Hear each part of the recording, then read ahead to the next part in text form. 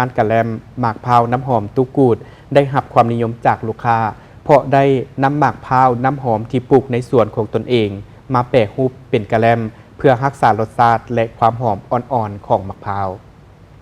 ทานกูดศรีไสยวงศ์เจ้าของห้านกะแลมหมากพร้าวน้ำหอมตุกูดได้ให้สัมภาษณ์ต่อทีมข่าวโทรภาพนครหลวงเวียงจันทน์ของพวกเขาว่าจากที่เบิ่งเห็นผลผลิตอยู่ภายในสวนจึงเกิดมีความคิดลองผิดลองถูกเอามาแปรรูปเป็นกะแลมหมากพร้าวน้ำหอมกะแลมโกโก้กะแลมอะโวคาโดและอื่นๆที่ปลูกในสวนของตนมาแปรรูปเป็นกะแลมเพื่อรักษาคุณค่าและความหอมอ่อนๆของมะพร้าวหลังจากเปิดห้านบ่ดนมานี้ห้านก็ได้รับการตอบรับที่ดีจากลูกค้าเพราะคุณภาพของผลิตภัณฑ์และความใส่ใจในการบริการนำเอาผลิตภัณฑ์ท้องถิ่นมาแปรรูปเป็นกะแลมมันเป็นการสร้างคุณค่าเพิ่มและส่งเสริมเศรษฐกิจท้องถิ่นหมากพร้าวน้ำหอมเป็นผลิตภัณฑ์ที่มีคุณสมบัติพิเศษมีกลิ่นหอมอ่อนๆและรสชาติมันเป็นที่ต้องการของตลาดการนำหมากพร้าวน้ำหอมมาแปรรูปเป็นกะแลมบ่เพียงแต่ช่วยยืดอายุการเก็บรักษาแต่ยังเป็นการสร้างคุณค่าเพิ่มให้กับผลิตภัณฑ์เฮ็ดให้หมากพร้าวน้ำหอมเป็นที่รู้จักหลายและเข้าถึงตลาดที่กว้างขวางส่วนของเฮานี่หลักๆของเฮาก็ปลูกบักพร้าวน้ำหอมเนาะก็หลังจากที่ว่าเฮาเฮ็ดบักพร้าวน้ำหอมแล้วนะคนส่วนหลายก็มีหางเสียงว่าเอ๊ะเฮ็ดแต่บักพร้าวน้ำหอมก็แล้วบักพร้าวน้ำหอมบ่นะก็เลยเฮาก็มีแนวคิดว่าเอาบักโกโก้นะมาผลิตเป็นบักโกโก้ต่อไปเฮาก็สิมีผลิตบักไม้ผลิตกะแลมกันบักไม้ตามฤดูเนาะมันจะมีอะโวคาโดบ่หรือว่าจะมีบักนาวนะบักนาวที่ว่าเฮาผลิตจากสวนเฮาเองหรือว่าปลูกจากสวนเองนะจะเป็นกะแลมบักนาวต่อไปการเปิดห้านของเฮานี่เนาะเริ่มเปิดวันที่1เดือน3เดือนที่1เดือน3ผ่านมาน่ะกินมื้อนี้มาฮอดวันที่11 12เนาะ12ก็ถือว่าการตอบรับก็ถือว่าได้ดีหลายส่วนหลายก็คนมากินก็ส่วนหลายคนเฮาทางออนไลน์บ่ทางเฟซทาง TikTok ที่เขาเจ้าเป็นFC ของเฮานะก็ไปตามมากินถึงที่ก็ถือว่าการตอบรับก็ดีหลายเพราะว่าคนมากินแล้วก็ถือว่าแซ่บ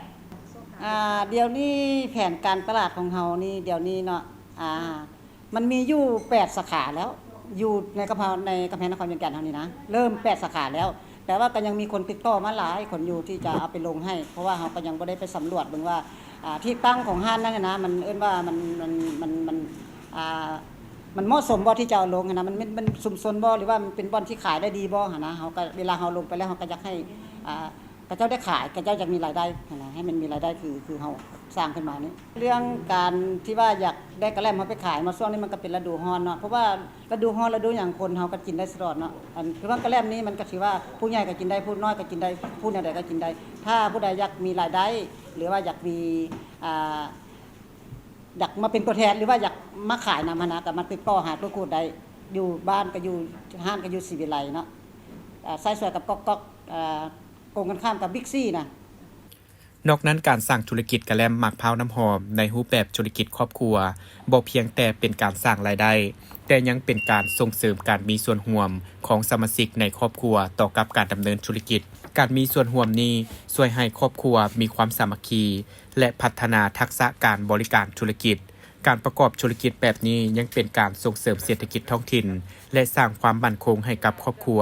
ห้านกะแลมหมากพร้าวน้ำหอมตุกูดบ่เพียงแต่จำหน่ายผลิตภัณฑ์ที่ห้านเท่านั้นแต่ยังรับงานจัดงานนอกสถานที่เพื่อให้เข้าถึงลูกค้าในพื้นที่ต่างๆและส่งเสริมการขายที่หลากหลาย